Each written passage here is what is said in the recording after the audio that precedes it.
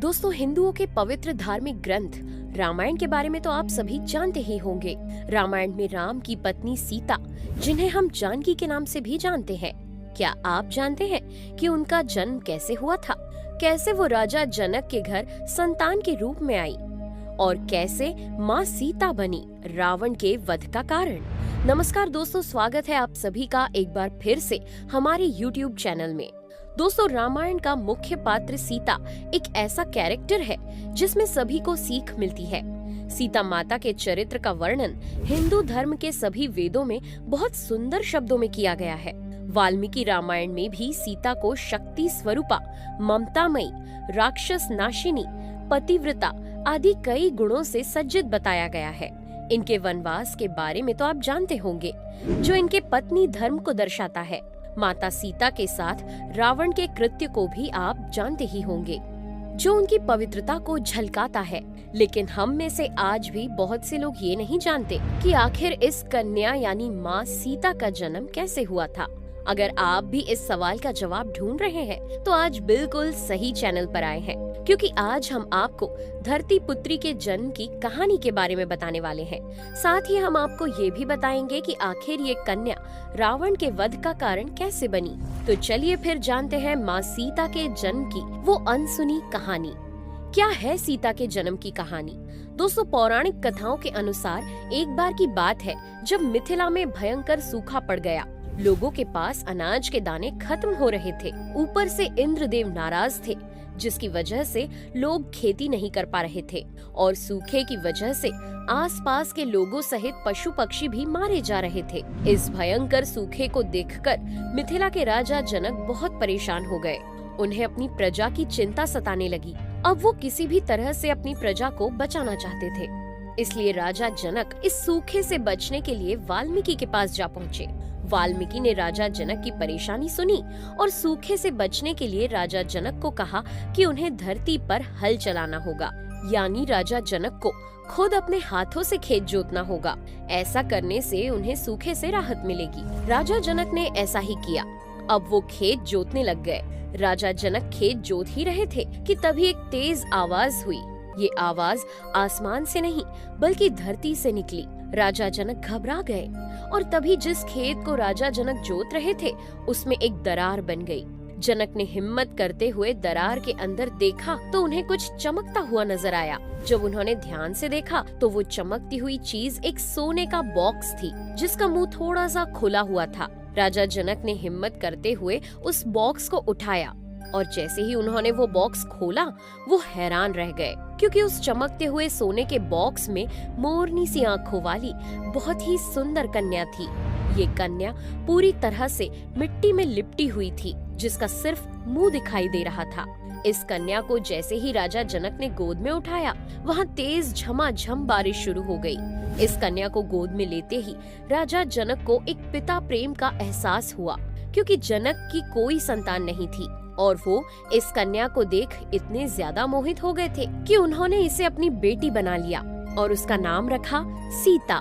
वो इतनी ज्यादा सुंदर और आकर्षक थी कि राजा जनक जैसे ही उसे घर लेकर पहुँचे, जनक की पत्नी महारानी सुनैना खुशी से भर गई। राजा जनक का असली नाम सिराध्वज था और उनकी पत्नी का नाम महारानी सुनैना था और सीता अब इन दोनों की एकमात्र पुत्री थी और धरती से निकलने की वजह से सीता को धरती पुत्री भी कहा जाता है। इसके बाद से ही राजा जनक ने सीता को बिल्कुल अपनी पुत्री की तरह प्यार किया और उसे दरबार में अपनी पुत्री होने का हक दिया। सीता भी अपने माता पिता के साथ पूरी तरह घुल मिल गई थी। लेकिन दोस्तों, सीता के यहाँ पहुँचने के पीछे भी एक कहानी है। मेरा मतलब है, सीता जनक को जिस तरह से मिली, ऐसा कैसे हुआ, इसके पीछे भी एक कहानी है। तो क्या है वो कहानी, आइए जान लेते हैं। दोस्तों, ये हम सभी जानते हैं कि अगर रावण माँ सीता का हरण नहीं करता तो शायद भगवान राम उसे मारते भी नहीं। लेकिन क्या आप जानते हैं कि रावण के वध और सीता माता के जन्म से जुड़ी एक और कहानी है? और इस कहानी के अनुसार रावण का वध माँ सीता की वजह से होना ही तय था। अगर नहीं तो आइए उसे भी जानते हैं।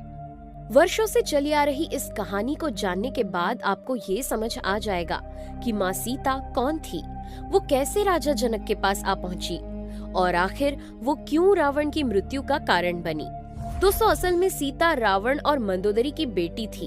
अब वो कैसे, आइए जानते हैं। दरअसल माँ सीता का उनके पिछले जन्म में नाम वेदवती था और उन्होंने पुनर्जन्म के रूप में रावण और मंदोदरी की बेटी के रूप में जन्म लिया था। अब आप सोच रहे होंगे ऐसा क्यों? तो दरअसल सीता अपने पिछले जन्म में वेदवती थी और वेदवती नाम की ये जो कन्या दिखने में बहुत सुंदर हुआ करती थी। उसकी मोरनी सी आंखें, छोटे से होठ और लंबे बाल और गोरा रंग किसी को भी पागल करने के लिए काफी था। उसकी खूबसूरती के चर्चे दूर दूर तक हुआ करते थे।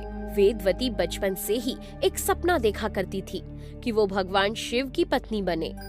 वेदवती चाहती थी कि वो हर जन्म में भगवान शिव की पत्नी बने और वो भगवान शिव की उपासक भी थी, यानी वो भगवान शिव की आराधना किया करती थी। जैसे जैसे वेदवती बड़ी होती गई, भगवान शिव से उसकी शादी करने की इच्छा भी बढ़ती चली गई, जिसकी वजह से उसने इस दुनिया को त्याग कर एक तपस्वी बनने का सोचा और दुनिया, घर परिवार सबको छोड़कर जंगलों में चली गई।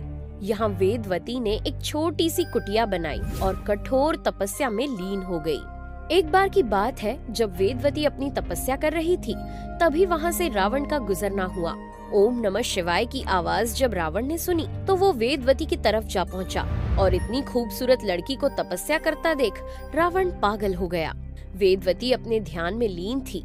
इधर वेदवती की खूबसूरती ने रावण को पागल कर दिया और उसने तुरंत वेदवती के सामने विवाह का प्रस्ताव रख दिया।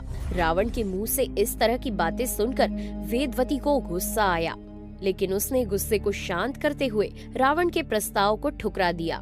वेदवती के ना करने के बाद भी रावण नहीं माना और जबरदस्ती वेदवती को अपना बनाने का सोचने लगा और उसके साथ दुस्साहस करने लगा, जिसके बाद वेदवती ने आत्मदाह करने की ठान ली और देखते ही देखते वेदवती ने रावण से बचने के लिए अग्निकुंड में कूदकर अपनी जान दे दी। लेकिन कहानी यहीं खत्म नहीं हुई, बल्कि ये तो कहानी की शुरुआत थी।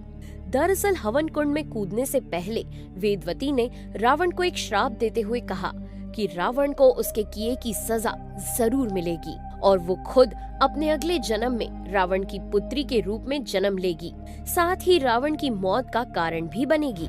इतना कहते ही वेदवती ने कुंड में छलांग लगा दी।